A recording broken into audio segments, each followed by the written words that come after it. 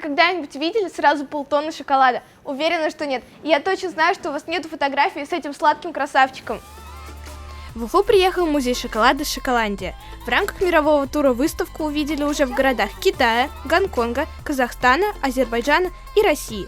Создатели музея привезли в Уфу удивительные шоколадные экспонаты и композиции, 3D-шоколадную фотозону, игры и мастер-классы. Также посетители смогут попробовать 8 сортов настоящего бельгийского шоколада. Как вы думаете, какая из этих 3 гирь настоящая, а какая шоколадная?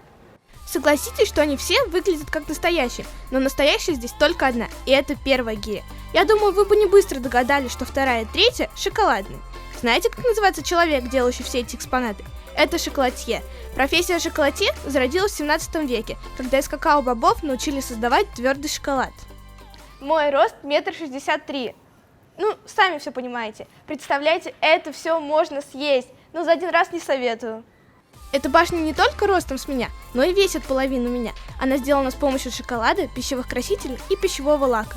А об этом в дамском уголке мечтает каждая сладкоежка. Продолжительность жизни экспонатов может достигнуть 5 лет. Главное – соблюдать температуру и влажность воздуха при хранении экспонатов. История шоколада насчитывает более 3 тысячелетий. Он получил широкое распространение по всему миру и стал одним из самых популярных лакомств. Диана Луганцева, Ильнар Бигбов, специально для Горы новостей.